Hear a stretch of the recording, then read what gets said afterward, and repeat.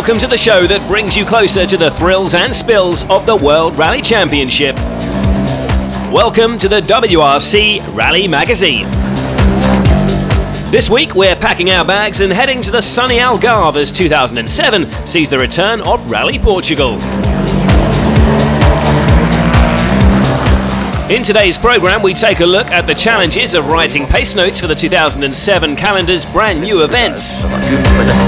We meet one of the most experienced co-drivers in the sport, Denny Giraudet, and spend a busy day in Mikko Hirvonen's shoes in Mexico. First though, it's back to the North American event for a reminder of the battle for podium places at the recent Rally Mexico. With all the nations jostling for inclusion in the WRC calendar, this could have been our last visit to Mexico until perhaps 2009. So the host region of Guanajuato gave us a welcome it'll be hard to forget. With 3 different rally winners so far this season, the stage was set for an intriguing championship battle. And it started to look even more fascinating when Petter Solberg, who hasn't won a rally for more than a year, took the early lead. And it was a real boost for Solberg and Subaru as this was the debut of the modified Impreza. Even more encouragingly, Solberg's teammate Chris Atkinson was in 3rd place.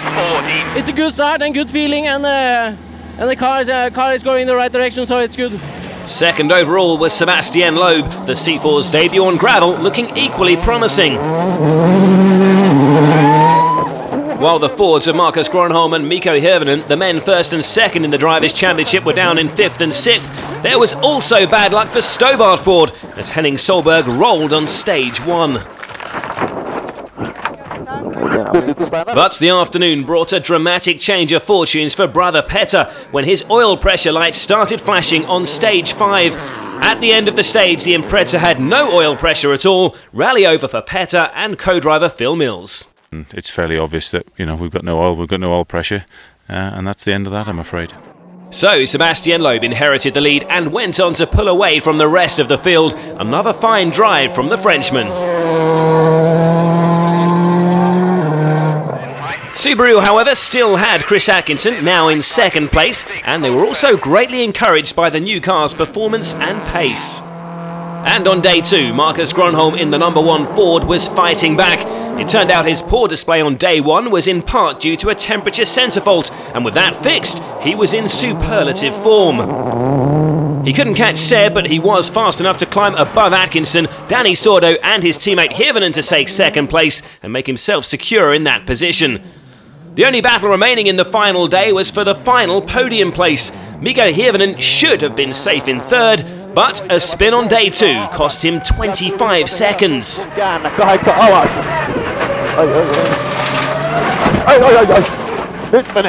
So the duel was between the Finn and Citroen's Danny Sordo. Mikko put in a breathtaking performance on the first stage of day 3 to overhaul the Spaniard and claim 3rd, ensuring there'd be 2 Fords on the podium. So it finished like this: Loeb's 30th career win, Hirvonen's 12th podium finish, Atkinson in the remaining Subaru 5th, and Manfred Stoll 6th for OMV Kronos Citroen. Gronholm still tops the drivers' table, but Loeb's up to 2nd and closing in. Hirvonen drops to 3rd while Sordo climbs to 4th. In the manufacturers' table, Ford still top and Citroen have only closed in by a single point. Stobart VK Ford and Subaru tied for 3rd on 19 points. Sebastian Loeb's victory in Mexico is proof that Citroen's new C4 is competitive on the loose stuff. It was, of course, the car's debut on gravel. It's a daunting prospect for the other teams that the all-conquering Zara has been replaced by a car that looks just as quick. We expected that the car is competitive on this surface, but it's better to have the confirmation now in this rally. It's this surface. It's very important because we have 9 times on 16 rallies this surface. Mexico, as we've seen, was also a first outing for the newest version of the Subaru Impreza. This interim model sees visual changes to the front of the car, with further development concentrating on weight distribution, differential setup and suspension geometry. Subaru have also gone for a new damper manufacturer. All this adds up to an Impreza that looks ready to challenge the C4 in the championship race. One of the most experienced co-drivers in the business, Denis Girardet, made his WRC debut in 1983. He's achieved 6 wins over the years, 4 of which came with 1994 world champion Didier Auriol. But he's also sat alongside 4-time champion Juha Kankkunen, winning the Finns' home event on their first rally together in 1993. He's in the unique position to provide an insight into the characters and habits of these 2 world beaters. Didier is a very emotional, very sensible, and Juha is like most of the Finns, you know. He's very cool, very quiet, and no, completely different. They have all funny things that they are doing in these last seconds before the start of the stage, you know. Juha Kankkunen, he was always adjusting his balaclava, watching himself in the mirror, you know, to see if his nice mustache was in position. Didier Auriol, each time 20 seconds before the start, he's shifting first gear and then back to neutral. Denis has worked with 14 different drivers in the World Championship of 6 different nationalities and represented 11 different manufacturers over the last 24 years, so the Frenchman has become an expert in diversity. You have to be a little bit more flexible to be used to adjust yourself to the different pace note system and to the different people as well. The very top ones, they think and they are doing things even before you are thinking about that, you know. And you have the feeling that you can go so fast and take all the risks, but nothing can happen. Of course, in rallying, however, risks do occasionally lead to accidents. As in any career in this sport, Girardet has had his fair share of scares over the years, and the Frenchman's not afraid of expressing his frustration to the men alongside him. How can you be so stupid? I told you 2 times, huh? In some of the bigger incidents, however, the Frenchman's come up with a distinctive good luck chant.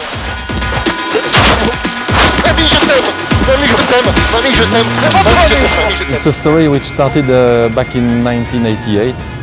I was doing recce in Canary Island with a standard car. He made a 100 meter drop and the car burned, and I thought I was finished. So I was shouting, "Mamie, je t'aime." It's my wife's name, you know. And I escaped from that. So I said maybe it will give me some, it will bring me some luck. So each time we have a really serious accident, I am calling her, and it works. I'm still alive. While many drivers have retired, Denis has stayed on well into his 3rd decade in the sport that he loves, aiding the next generation of young talent. Currently partnering Swedish driver Daniel Karlsson, they've got off to a strong start to 2007 with points finishes in Sweden and Norway, despite the obvious concerns with the language barrier for the OMV Kronos Citroën crew. 5 minus and 50, right 4. 30, let's run. I have been doing English pace notes since '93, so it's not so difficult for me. I think it was much more difficult for him because he did all his career with Swedish pace notes. He has a lot of pressure, and if I can release some pressure out of him, it's what I'm trying to do. I enjoy a lot, you know. I think working with young lads makes you feeling younger, you know. Any experienced co-driver will tell you that when you're driving at speeds of up to 200 kilometers an hour over some of the toughest terrain the WRC has to offer, a good set of pace notes can spell the difference between first place on the podium and a very nasty headache. With 3 new events added to the 2007 calendar, the need to get these pace notes right first time has never been more important, as Sebastian Loeb found out to his cost at the recent Rally Norway.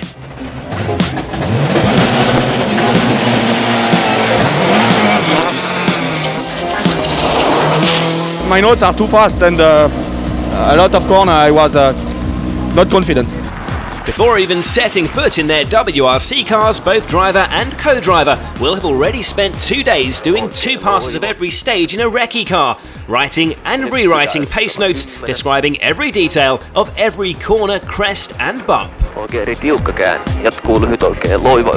If there's a new rally, first time through, I'm kind of describing the road for Jarmo and he's writing it down.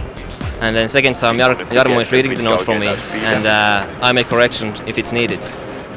Then it's back to the team hotel where the co-driver writes them all out again. All of this adds up to a lot of homework and a very late night. In new events, of course, you have a little bit more work. You need to write down everything. So normal rally for me is like 200 to 150 pages. So quite a thick book. With a maximum speed limit of just 80 km an hour on the recce stages, both driver and co-driver will need to visualize how the notes translate at full rally speed. That is the thing that more experienced drivers is better than, of course, the younger, because when you're driving in 80-90 kilometers, you're coming back in 160-70 kilometers, things happen then. So then you have to understand how the road is, and you can prepare it still when you are doing it in 80 kilometers. Here, Jarmo Leitonen talks us through his pace notes from the recce of Stage 1 in Rally Mexico 2007. Basically, flat right, 200 meters straight, medium tight, short right-hand corner where is a stone inside, again 200 meters straight, then a long crest which you need to go over on the right side, short braking into a tight left-hand corner which tightens towards the end. And looking at the same section at rally speed, you'll see just how little room there is for error in the heat of competition. Sometimes you have a bad pace notes, and but they're never kind of terrible. You can still drive it, but if they are not perfect, you can't get the last seconds what you need. With a perfect set of pace notes, a little bit of luck, and the right combination in the cockpit, those championship points should start coming thick and fast. This year, world-renowned Pirelli are celebrating 100 years in motor racing. By reaching this monumental milestone, WRC Magazine are taking a look down the years of the Italian-based manufacturers. Pirelli have been around even before the car began. Established in 1872 as rubber manufacturers, the first tyres it produced were for the bicycle. And as the automotive industry grew, so did Pirelli, and to great success. Its motor racing history dates back to 1907, when Prince Scipio Borghese in an Itala on Pirelli tyres won the 10,000-mile Peking to Paris Marathon. Legends such as Ascari and Fangio were also aided by Pirellis during their illustrious careers. Its rally debut came about in striking fashion early in the 70s with the Lancia Stratos, and has since helped the likes of Toyota, Peugeot, Mitsubishi and many more to its 140 World Rally victories and 19 world titles.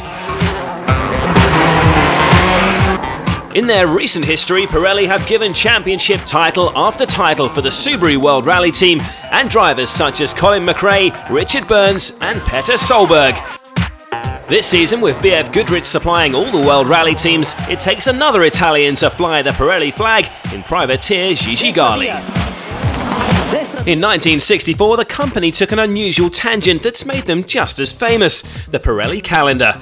From supermodels to Hollywood actresses, these calendars have been an example of beauty and class in their 40 or so years. Only a select number of people are lucky enough to receive them, as Pirelli don't sell them, making them one of the most demanded curvy chronologies to get. The future for Pirelli in World Rally looks good. From next year, the tyre giants have been given the sole contract of supplying the boots of the cars to the teams until 2010. From a bicycle tyre to the top in motorsport, 100 years and beyond. Happy birthday, Pirelli! Coming up next on WRC Magazine, a look back at the history and what's in store for the new event in Portugal. And Mikko Hirvonen gives us an exclusive insight into his day during Shakedown in Mexico. See you after the break.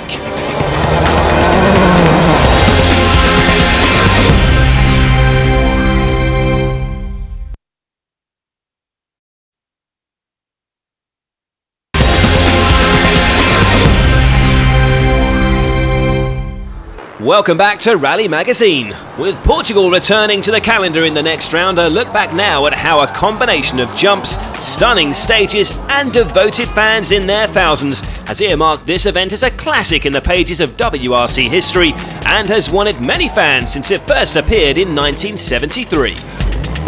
The list of winners on the gravel and tarmac of Porto reads like a who's who in the Rally Hall of Fame.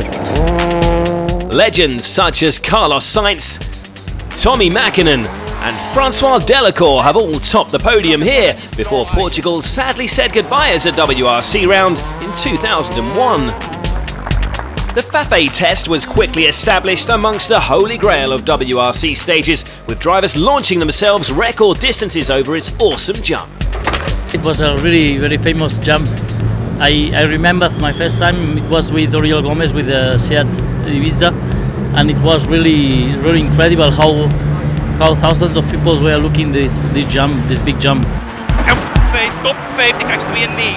Fafe's jump was very famous because there was an incredible amount of spectators there, and the jump was quite high. Also, Argani area was very famous because we were in the mountains very early in the morning. The landscape was absolutely marvelous. Public with fire in the forest, so it's very good memories.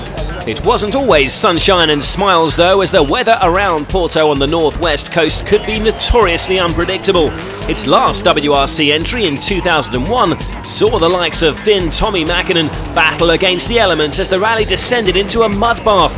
But in true Portuguese style, not even that was enough to scare off the famous fans. It's a very good memory there because we were leading this rally 3 times. We just won it 1 time. But the public there is absolutely fantastic. They love rally, absolutely sure. The first memory is always the crowd, the people, the excitement there, because everybody was following the rally and huge spectators out there, very enthusiastic and cheering everybody up, and very natural, very nice stages. I mean, very much for the driver. A great rally. Having cemented its reputation as a classic amongst drivers and fans alike, come rain or shine, the rally world is pleased to welcome this jewel back in the WRC crown. One person hoping to make his mark in Rally Portugal is Ford's Mikko Hirvonen. WRC Magazine spent a day in the life of the 2 times rally winner. Basically, I just woke up, so of course now Thursday morning we have a shakedown just to go through and test the car that everything is okay, and have a test run and get the feeling. Mainly it's just to check that everything's working and just have fun, train the car and have a joke with mechanics. So this is my rally car, fastest car on the planet. Co-driver Jarmo, kind of almost like my husband, spending more time with him than with my fiancée back home, which is terrible, but you know, mechanics, they saved me so many times. Oh, like, yeah. Ashley, say hi. Hi, how you doing? He's the head mechanic of the car and tries to tell the boys what they have to do, and just tries, but he's doing a good job.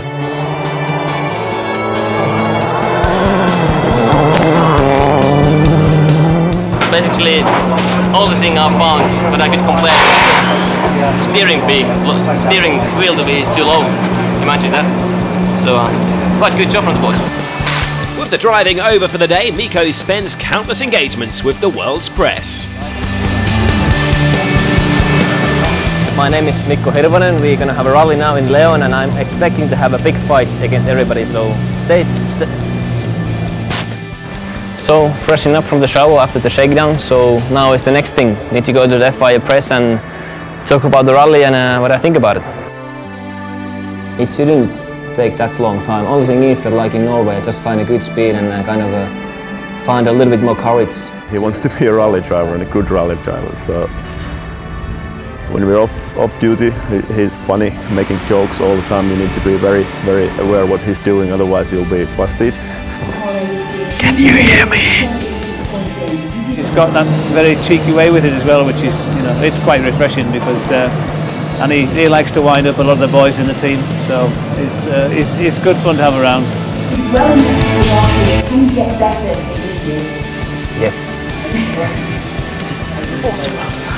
Yeah, fantastic. What's wrong with you, Mikko? I don't know.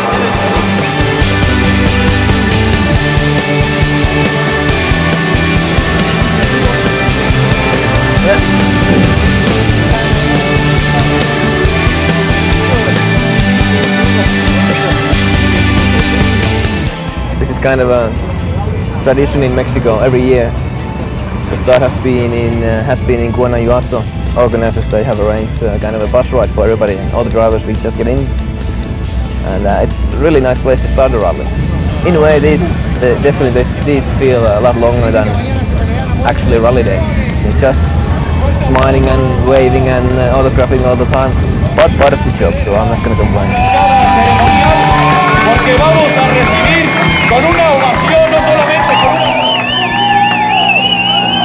So here we are, starting the rally. So you've seen my day. Now it's one thing to do again. Go back in the bed and get ready for the action. See you tomorrow.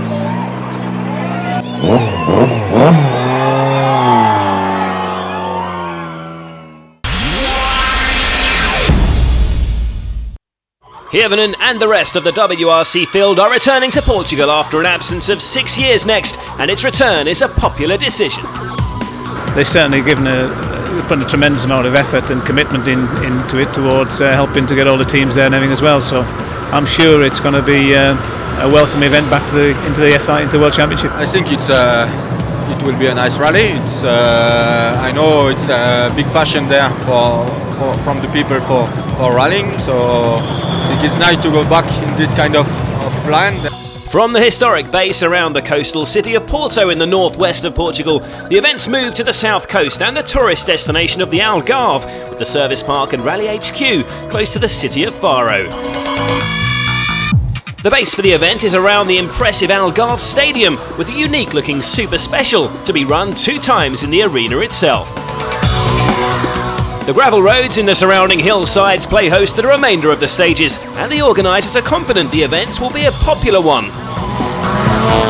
We were very careful in choosing the stages. Those ones, they are trying to be as quick as possible without going over the limits for the WRC cars. I think that is one of our important targets, is that the special stages are really very competitive. They're not too technical, fairly wide in places, because the organisers have put a lot of effort in to make them to a very good condition, wide, very hard base, not too rough. It will be just generally a fast event. The drivers won't have a lot of experience of the stages, so it'll be a complete clean sheet of paper. They've all got to write new pace notes. What it will do is give the younger drivers a chance to demonstrate their performance and be a lot closer to the top drivers. There are a handful of young drivers who'll have a slight advantage in Portugal. Mikko Hirvonen, Danny Sordo and Daniel Carlson, who won the event in 2005, have all visited the Algarve Rally in the last 2 years. I think the stages are very nice, smooth and nice, and quite honest stages, not so mega fast, and a bit tricky with the fog sometimes, that's for sure. I think the roads are good for the C4, good for us. We have but a little bit more experience. Should be the first time that Danny and me will be more experienced than the other drivers, and we will try to benefit. I did it 2005, so some stages are familiar, but then again, going into a new rally, and when it's on the mountains and on the twisty roads, you have to be very precise with your notes. The roads are actually pretty good, and at least back then it was very fast and flowing. And keep an eye on Armindo Araújo. The reigning Portuguese national champion will make his debut in a World Rally car at his home event. In 2006, he beat WRC regulars Marco Martin and Daniel Carlson on the way to victory, and the Mitsubishi drivers delighted to see the rally return. In 2001, he lost the rally, and the Portuguese won again the rally and fight to grab the rally again. And this year I hope the Rally of Portugal is a big success. Despite the challenge of the unknown, the established stars will be tough to beat. I expect to fight for the victory, like I expect in all the rallies. Portugal will be our second gravel rally with the C4. Hopefully we will be competitive. With no experience of the new additions to this year's calendar, Sebastian Loeb is already preparing for next year's new events. The world champions announced he'll take part in the Recce in Rally Jordan in May, in preparation for the Middle Eastern events' inclusion in the 2008 championship. Suzuki hope to be another addition to the WRC next year. The 2007 debut of the new SX4 World Rally car has been postponed though to the Rally de France in October. They were scheduled to give the car its first run in the Finland Rally in August. While French tyre manufacturer Michelin has begun legal proceedings against the FIA following the decision to award the WRC tyre contract for 2008 to 2010 to rivals Pirelli over their sister brand BF Goodrich. Michelin is requesting that the decision be annulled, claiming irregularities in the tender process. WRC Rally Magazine will keep you updated as this story develops. That's it for this week. For all the latest news and views from Rally Portugal in what's already becoming one of the closest championships of recent years, log on to WRC.com. See you next time, but for now, it's goodbye.